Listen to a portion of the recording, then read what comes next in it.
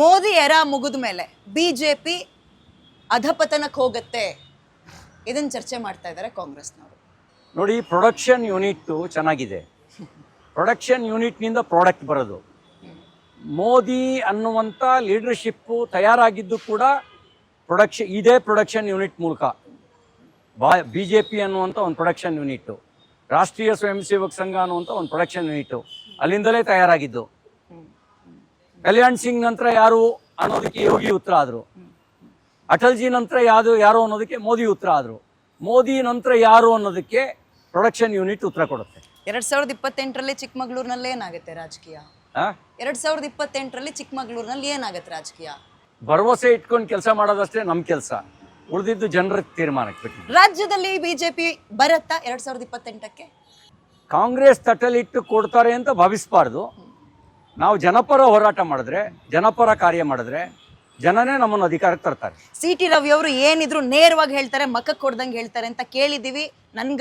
ನಾವು ಕೂಡ ನೋಡಿದ್ದೀವಿ. ಹಾಗಾಗಿ ಇದನ್ನು ಕೇಳ್ತೀನಿ, ಮುಚ್ಚುಮರೆ ಇಲ್ಲದೆ ನೀವು ಮಾತಾಡ್ತೀರಾ ಅಂತ ನಂಬಿದ್ದೀರಿ. ಬಿಜೆಪಿ ರಾಜ್ಯದಲ್ಲಿ ವಿರೋಧ ಪಕ್ಷವಾಗಿ ಗಟ್ಟಿಯಾಗಿ ಕೆಲಸ ಮಾಡ್ತಾ ಇದೆಯಾ ನಿಜವಾಗಿಯೂ? ಇನ್ನಷ್ಟು ಗಟ್ಟಿಯಾಗಿ ಕೆಲಸ ಮಾಡಬೇಕು ಅನ್ನೋದು ಜನರ ಭಾವನೆ ಇದೆ. ಇನ್ನಷ್ಟು ಗಟ್ಟಿಯಾಗಿ ಅಂದ್ರೆ ಈಗ ವೀಕ್ ಆಗಿದೆ ಅಂತ ಅರ್ಥ ಅಲ್ವಾ ಸರ್? ಹಾಗಾದ್ರೆ ಅವ್ರ ಜನರ ನಿರೀಕ್ಷೆ, ಕಾಂಗ್ರೆಸ್ನವರು ಈ ನಮೂನೆ ಭ್ರಷ್ಟಾಚಾರ ಮಾಡ್ತಾ ಇದ್ದಾರೆ, ಈ ನಮೂನೆ ಬೆಲೆ ಏರಿಕೆ ಮಾಡ್ತಾ ಇದ್ದಾರೆ, ಇಷ್ಟೆಲ್ಲ ಮಾಡ್ತಿದ್ರು ಕೂಡ ಈ ಸರ್ಕಾರವನ್ನ ಅಲ್ಲಾಡಿಸುವಷ್ಟು ಮಟ್ಟಿಗೆ ನೀವು ಹೋರಾಟ ಮಾಡಬೇಕು ಅನ್ನೋದು ಜನರ ಅಪೇಕ್ಷೆ ಇದೆ. ನಾನು ಸಹಮತ ಇದೆ. ಗೆಲುವು ಆಗದಾಗಲ್ಲ, ಬಟ್ ಸೋತಾಗ ಏನಾಯ್ತು ಅಂತ ಲೆಕ್ಕಾಚಾರ ಅಂತ ಹುಡುಕಿರ್ತೀರಿ. ಏನ್ ಕಾರಣ ಅಂತ ಹೇಳಿದ್ರಿ, ಬಟ್ ಅದನ್ನ ಸರಿಪಡಿಸ್ಕೊಳ್ಳೋ ಕೆಲಸಕ್ಕೆ ಅಥವಾ ಪ್ರಯತ್ನ ಕೈ ಹಾಕಿದಾರ CT ರವಿ ಅವರು? ಖಂಡಿತವಾಗಿಯೂ ಯಾವಾಗಲೂ ನಮ್ಮ ವೀಕ್ನೆಸ್ನ ದೂರ ಮಾಡ್ಕೋಬೇಕು, ಸ್ಟ್ರೆಂತ್ನ ಆಡ್ ಮಾಡ್ಕೊಳ್ಬೇಕು.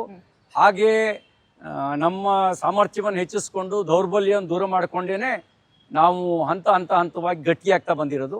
ಆ ಕೆಲಸ ಮಾಡ್ತಾ ಇದ್ದೀವಿ. ಪ್ರಚೋದನಕಾರಿ ಹೇಳಿಕೆ ಕೊಟ್ಟು ಮುನ್ನೆಲೆಗೆ ಬರೋದು ಈಸಿನ, ಪಕ್ಷದ ಸಂಘಟನೆ ಮಾಡ್ಕೊಂಡು ಸ್ಟ್ರಾಂಗ್ ಆಗೋದು ಈಸಿನ? ಇಲ್ಲ, ಇರೋ ಸತ್ಯ ಹೇಳಬೇಕು. ಯಾರೇನ್ ಅನ್ಕೊಳ್ತಾರೆ ಅಂತ ತಲೆ ಕೆಡಿಸ್ಕೊಳ್ಬಾರ್ದು. ಸತ್ಯ ಹೇಳೋದಕ್ಕೆ ಹಿಂಜರಿಬಾರ್ದು. ಕಾಂಗ್ರೆಸ್ ಟಾರ್ಗೆಟ್ ಮಾಡ್ತಾ ಇದೆಯಾ ರವಿ ಅವ್ರನ್ನ? ಮಾಡೇ ಮಾಡ್ತಾರೆ. ಈಗ ಯಾರು ಸವಾಲ್ ಆಗಬಲ್ರು ಅವ್ರನ್ನ ಎದುರಿಸೋ ಪ್ರಯತ್ನ ಮಾಡ್ತಾರೆ. ದುರ್ಬಲರನ್ನ ಯಾರು ಎದುರಿಸ್ತಾರೆ? ದುರ್ಬಲರ ಮೇಲೆ ಸವಾರಿ ಮಾಡ್ತಾರೆ. ನಾನು ಸವಾರಿಗೆ ಒಳಗಾಗೋನಲ್ಲ, ಹಾಗಾಗಿ ಸವಾಲನ್ನು